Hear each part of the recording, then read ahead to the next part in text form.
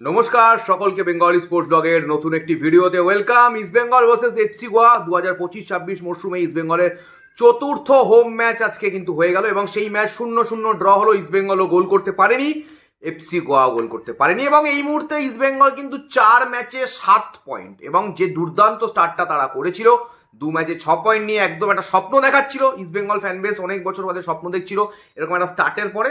তারপরে কিন্তু একটা ডাউনফল শুরু হলো। আমি ডাউনফলই বলবো, বিকজ শেষ দুটো ম্যাচে ইস্ট বেঙ্গল মাত্র একটা পয়েন্ট তুলে নিতে পেরেছে এবং আমার মনে হয় যে দল অ্যাকচুয়ালি চ্যাম্পিয়নশিপে থাকবে বা অ্যাকচুয়ালি চ্যাম্পিয়ন হওয়ার দাবিদার, তারা কিন্তু এই ধরনের ম্যাচ থেকেই 3 পয়েন্ট তুলে নেবে এবং তারা কিন্তু এই ধরনের ম্যাচগুলো জিতে মাঠ ছাড়বে। যে দল এই ধরনের ম্যাচ জিততে পারবে না, যে দল এই ধরনের ম্যাচ থেকে 3 পয়েন্ট তুলতে পারবে না, তারা কতটা চ্যাম্পিয়নশিপের দাবিদার অ্যাকচুয়াল রিয়েল জায়গাতে, মানে একজন আমি সমর্থক হিসাবে আমি ভাবতে পারি, আমি ইমাজিন করতেই পারি যে ইস্ট বেঙ্গল চ্যাম্পিয়ন হবে। সে তো আমার প্রতিবারই মনে হয় ইস্ট বেঙ্গল চ্যাম্পিয়ন হবে, কিন্তু রিয়ালিটিতে যদি আমি আলোচনা করি, এই দলটা কি চ্যাম্পিয়ন হওয়ার মতো ফুটবল খেলছে? এই দলটা কি শেষ দুটো ম্যাচে চ্যাম্পিয়ন হওয়ার মতো ফুটবল খেলেছে? The answer is clearly no. The answer is clearly no. এবং আমি সিরিয়াসলি বলছি, আজকে যদি গিল এবং আনোয়ার না থাকতো, ইস্ট বেঙ্গল হয়তো মাঠ থেকে 1 পয়েন্টও তুলে আনতে পারতো না। কারণ আনোয়ার প্রথম ম্যাচের প্রথম অ্যাটাকটা, যেখানে ঈশান পান্ডিতা একটা দুর্দান্ত ওভারহেড বল, যেখান থেকে কিন্তু অনসাইডে, যদিও ওটা অফসাইড হতেও পারতো, লাইন্সম্যান যদি অনসাইডই দিয়েছিল, সেইখান থেকে একটা দুর্দান্ত ট্যাকেল করলো, টাইমলি ট্যাকেল, নাহলে ওখান থেকে ঈশান পান্ডিতা 1-0 করে যেত ফর শিওর। এবং তাছাড়াও গিল কিন্তু বারংবার, আগের ম্যাচেও আমরা দেখেছি, জামশেদপুর ম্যাচেও আমরা দেখেছি এবং এই ম্যাচেও দেখলাম, প্রশংসা সমালোচনা যখন করি, প্রশংসা প্রাপ্য রয়েছে গিল এবং আনোয়ারের। আজকের ম্যাচে তারা ছিল বলেই আজকে ইস্ট বেঙ্গল প্রধানত 1 পয়েন্ট পেয়েছে এবং বারবার কিন্তু আজকে ইস্ট বেঙ্গলের মিডফিল্ডে, আমি আগের ম্যাচের কথাও বলেছি, জামশেদপুর ম্যাচের কথাও বলেছি, আজকেও আমি বলছি, বারবার কিন্তু ইস্ট বেঙ্গলের মিডফিল্ডে মোহাম্মদ রশিদ কিন্তু একা পড়ে যাচ্ছিল। যতটুকু লড়াই আজকে মিডফিল্ডে ইস্ট বেঙ্গলের কেউ করেছে ভাই, পরিষ্কার কথা মোহাম্মদ রশিদ করেছে। এছাড়া আমি আর কাউকে, সেটা অ্যান্টন সজবার্গ হলো বা যেই বলো, যখনই যাকে নামিয়েছে, কেউই কিছু খুব একটা করতে পেরেছে বলে আমার মনে হয় না। অ্যান্টন সজবার্গের কথা আমি শুরুতে বলি, আগের দিন দেখেছিলাম, আজকে দেখলাম, আমি জানি না এই প্লেয়ারটাকে কোথা থেকে ইস্ট বেঙ্গল তুলে এনেছে। পরবর্তীতে যদি ভালো খেলে মানে ইস্ট বেঙ্গলকে ভালো রেজাল্ট দিতে পারে, আগামীতে ইস্ট বেঙ্গলের আরও অনেকগুলি ম্যাচ বাকি, আরও 9টা ম্যাচ বাকি রয়েছে এই সিজনে। তবে যেটা যদি বলি, মর্নিং শোজ দ্য ডে প্রথম দুটো ম্যাচ যা খেললো ভাই, আউটস্ট্যান্ডিং কিছু আমার মনে হয়নি। একটা বল, সেই বলটা পিছন থেকে সুন্দর দেওয়া হলো তাকে, সেই বলটাতে সে পৌঁছাতে পারলো না।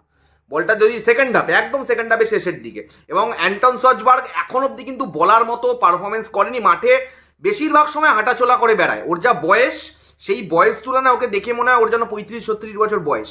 ওর যা ফিটনেস লেভেলটা, যে গতিতে ও রান করছে, সেইটা কিন্তু খুব একটা বড় প্লেয়ারের ছাপ কিন্তু ছেড়ে যেতে পারেনি। আমার মনে অন্তত ছেড়ে যেতে পারেনি, আমার চোখে অন্তত ছেড়ে যেতে পারেনি। আর ডেফিনেটলি ওর টাইম লাগবে ওয়েদারের সাথে অ্যাডজাস্ট করতে। আরও গরম আসতে চলেছে, আজকে সবে মার্চ মাসের শুরু, এরপরে আরও গরম আসবে। এই ওয়েদারের সাথে কীরকম মানিয়ে নেবে I am not sure about it. তবে আমার মনে হয় কোচ এখানে অস্কার, আমার মনে হয় যে জায়গাতে ওকে অ্যান্টন সজবার্গকে আনলো, ওকে যে পজিশনটায় খেলাচ্ছে, আই এম নট শিওর, কখনো দেখতে পাচ্ছি যে একদম স্ট্রাইকারদের পিছনে রয়েছে, কখনো মিডফিল্ডের ডিপে চলে আসছে, মাঝে মাঝে মনে হচ্ছে আউট অফ পজিশন হয়ে যাচ্ছে। আমার মনে হয় ওই জায়গাতে সাউল ক্রেসপোকে যখন স্কোয়াডে রেখেছিল, অ্যাটলিস্ট 15-20 মিনিটের জন্য সাউলকে আজকে ট্রাই করা যেত, যদি তাতে আমাদের মিডফিল্ডে যে ক্রিয়েটিভিটি হতো। কারণ ইস্ট বেঙ্গলের মিডফিল্ডে যে মেন ম্যান, আমি কালকে তোমাদেরকে বলেছিলাম, আমি জামশেদপুর ম্যাচের আগে তোমাদের বলেছিলাম যে মিগেল ফেরেরাকে কিন্তু মানে বারবার কিন্তু মার্ক করা হবে। আগের ম্যাচে মিগেল ফেরেরাকে কে মার্ক করেছিল? মিগেল ফেরেরাকে জামশেদপুরের প্রণয় হালদার মার্ক করেছিল। আজকের ম্যাচে মিগেল ফেরেরাকে কে মার্ক করেছে? সাহিল টাবোরা। একদম টোটাল কড়া ম্যান মার্কিংয়ে কিন্তু মিগেলকে রেখেছিল, যেখানে মিগেল যাচ্ছে সেখানে সাহিল টাবোরা, এবং মিগেলকে ডিস্টার্ব করে খেলতে দেয়নি। এটা হচ্ছে নাম্বার 1 পয়েন্ট। নাম্বার 2 পয়েন্ট, যারা ভালো প্লেয়ার মানে ভালো প্লেয়ার, একটা ম্যাচ দুটো ম্যাচ দেখার পরে কৃষাণুদের সাথে অনেক রকম তুলনা হচ্ছিল মিগেল ফেডেরার, ডেফিনেটলি সেটা হতে পারে, পরবর্তীতে মিগেল ভালো খেলবে, মিগেল ডেফিনেটলি আমার পছন্দের প্লেয়ার, কোয়ালিটি প্লেয়ার। কিন্তু যারা ভালো প্লেয়ার হয়, তারা এই ধরনের সিচুয়েশন থেকেই কিন্তু বেরিয়ে আসে। তুমি নিজেকে মার্ক হতে দিচ্ছ। আজকে লিওনেল মেসি, ক্রিস্টিয়ানো রোনাল্ডো 10 বছর 15 বছর ধরে বিশ্ব ফুটবল কাঁপিয়েছে, তারা সবাই জানে ক্রিস্টিয়ানো রোনাল্ডো, লিওনেল মেসি কীভাবে অপারেট করে, কীভাবে গোল করে, গোলের কাছে যায়, সবাই তাদের মার্ক করে, কিন্তু কেউ মার্ক করতে পারেনি। এটাই একটা ভালো প্লেয়ার এবং একটা দারুণ প্লেয়ার, একটা এক্সিলেন্ট প্লেয়ার, ম্যাচ উইনারের মধ্যে তফাৎ। কি বললাম আশা করি বুঝতে পারছো তো। মিগুয়েলকে কিন্তু দুটো ম্যাচে মার্ক করে খেলা ওর শেষ করে দিয়েছে এবং ওকে এতটাই ফ্রাস্ট্রেট করেছে, সফট ফাউলগুলো করে সাইল টাবোরা, মানে মেজরিটি যে ফাউলগুলো করেছে কার্ড দেখার মতো ফাউল খুব কম করেছে। সেই জায়গাতে কিন্তু ওকে ফ্রাস্ট্রেট করে দিয়ে কিছুটা মেন্টাল গেমেও কিন্তু চলে যাচ্ছে মিগেলের ক্ষেত্রে। আমি বলছি মিগেলকে ফ্রাস্ট্রেট করলে ও কিন্তু ডিসিশন মেকিংয়ে প্রচুর ভুল করেছে ভাই। আজকে যে জায়গায় বক্সে আমাদের 2-3 প্লেয়ার চলে যাচ্ছে, ইউসেফ চলে যাচ্ছে, সেই জায়গাতে ও শট নিচ্ছে, ওর শটগুলো ব্লক হচ্ছে, তাও শট নিয়ে যাচ্ছে ভাই। ও আমি জানি না যে কি করতে এসেছিল, মানে এটা তো ইন্ডিভিজুয়াল গেম নয় যে ওকেই গোল করলে তবে ইস্ট বেঙ্গল 3 পয়েন্ট পাবে, বাকি প্লেয়াররাও রয়েছে তো he should pass right wing, left wing, centrally অনেক জায়গাতে ওর পাস করা উচিত ছিল বলগুলো, যেগুলো ও করেনি আজকের ম্যাচে। কি বলবো আমি এর থেকে, মানে আমি ডিসঅ্যাপয়েন্টেড আজকে, আমি মিগুয়েলের খেলা ডিসঅ্যাপয়েন্টেড। ব্যাক টু ব্যাক সব ম্যাচ যে মিগেল জেতাবে সেটা নয়, অপোনেন্টের স্ট্র্যাটেজি, মানে অস্কার বুজোর যে স্ট্র্যাটেজি, সেই স্ট্র্যাটেজি ধরা পড়ে যাচ্ছে অপোনেন্টদের কাছে। আমি বলেছিলাম তো আগের দিন, যারা এক্সপিরিয়েন্স কোচ, ভালো coach Owen Coyle, Manolo Marquez ধরে নিয়েছে অস্কারের plan B, plan C is not strong enough. Champion team তুমি প্লেয়ার না দিয়ে যদি তুমি ম্যাচ না বার করতে পারো, তুমি চ্যাম্পিয়ন হতে পারবে না ভাই। মিড টেবিল 4-5-6-তে ফিনিশ করবে। চ্যাম্পিয়নশিপ অনেক দূরে, এই টিমটা অনেক দূরে আছে, অনেক দূরে। আগের দিন ইউসেফ 2 ম্যাচে 4 গোল করেছে, দারুণ করেছে। থার্ড ম্যাচে ফাঁকা গোলে বাইরে হেড করেছে, আমি মেনে নিয়েছিলাম। আজকে যে বিপিনের ক্রসটা, ওটা পা দিয়ে মারলো, কেন পা দিয়ে মারলো আমি জানি না, ওটা মাথা দিয়ে, ওটা টার্গেটে রাখা উচিত ছিল। 2 ম্যাচে 4 গোল করেছে বলে তার 7 খুন মাপ নয়, সে প্রতিটা ম্যাচে এরকম ওপেন চান্স মিস করবে, এটা মেনে নেওয়া যাবে না। আগের একদিনটা আমি মেনে নিয়েছি, আগের দিনটা কিন্তু আমি ওকে কিছু বলিনি, আমি কোনো সমালোচনা করিনি কিন্তু ইউসেফকে নিয়ে আগের ম্যাচে, যারা আমার ভিডিও দেখেছে। কিন্তু আজকে যেটাও মিস করলো ভাই, ওটা টার্গেটে রাখবে না, হেড করবে না, ওই বলটা পায়ে দিয়ে কেন রিসিভ করতে যাবে? গোল্ডেন অপরচুনিটি এই ধরনের ম্যাচে। আর সব থেকে যেটা আমার ইরিটেটিং লাগছে, ডিসগাস্টিং লাগছে, যে সেকেন্ড হাফটা মানে 45 মিনিটে 40 মিনিট আমরা খেলেছি, বল পজিশন আমাদের, পাস অ্যাকুরেসি আমাদের বেটার, শট আমরা নিয়েছি, যদিও অত 20টা মনে হয় শট নিয়েছি, 3টে মাত্র টার্গেটে রেখেছি, যেটা খুবই খারাপ রেশিও ওয়াইজ। সবই আমরা করেছি, আমরা গোল করতে পারিনি। সেকেন্ড হাফে পুরো এফসি গোয়া, মানালো মার্কেস পুরো 1 পয়েন্টের জন্য খেলেছে ভাই আজকের ম্যাচটা। আমরা 40 মিনিট 45 মিনিটে সেকেন্ড হাফে কোনো গোল করতে হয়, এটা কতবার ডিসক্রেডিট। এই ফর্ম নিয়ে কোনো টিম চ্যাম্পিয়নশিপ লড়তে পারে না, হবেও না চ্যাম্পিয়ন। এইরকম যদি মানে 40 মিনিট একটা টিম প্ল্যান করেছে আমরা 1 পয়েন্টের জন্য খেলবো, যদি কাউন্টারে পাই যাবো, এটা নুঙ্গাকে কাটিয়ে চলে গেছিলো আব্দুল রাবি রাইট উইং থেকে, সেই জায়গা থেকে দাঁড়িয়ে ওইটা ছাড়া ওদের সেরকম, যেটা রেনিয়ার শট করলো গোলের ওপর থেকে বেরিয়ে গেল, ওইটা ছাড়া সেকেন্ড হাফে ওদের বলার মতো অ্যাটাক আমার মনে পড়ছে না।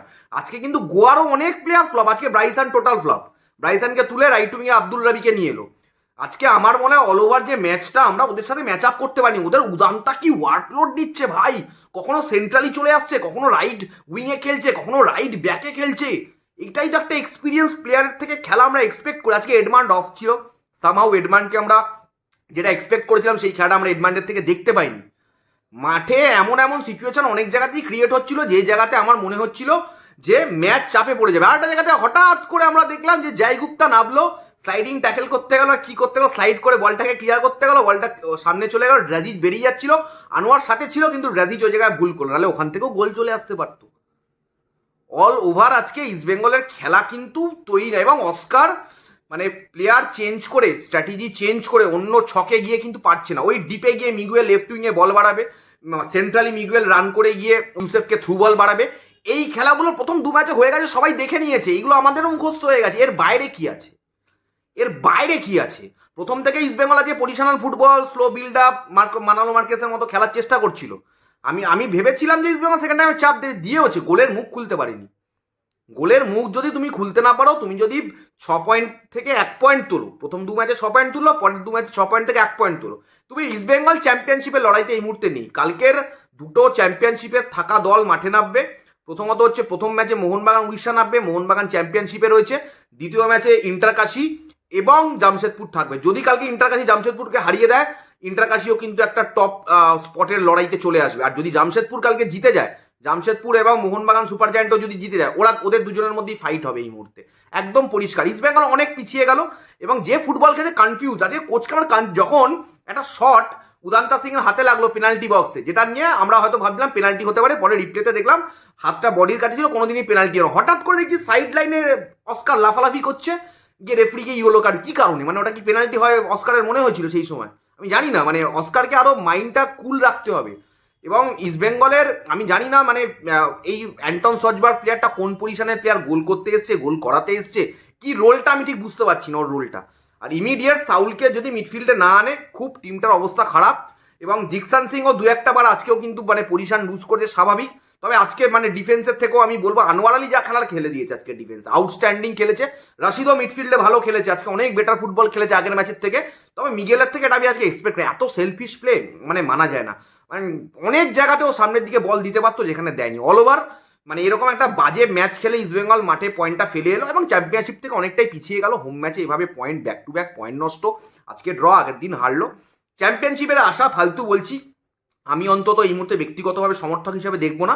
আর যদি খেলার অ্যানালিস্ট হিসাবে বলি, খেলাকে যদি অ্যানালাইজ করি, সেই জায়গা থেকে বললে ইস্টবেঙ্গল চ্যাম্পিয়ন হওয়ার মতো ফুটবল খেলছে না। এই দল লং টাইমে মানে যে ফুটবলটা খেলছে, সেই ফুটবলটা খেলে চ্যাম্পিয়ন হওয়া যায় না। কারণ এর থেকে বেটার ফুটবল খেলছে এরকম দল আছে আইএসএল এ যারা চ্যাম্পিয়নের দাবিদার হবে বলে আমার মনে হচ্ছে। এইটুকুই বলার ছিল আজকের মতো। তোমাদের কি বক্তব্য ডেফিনেটলি কমেন্ট বক্সে জানিও।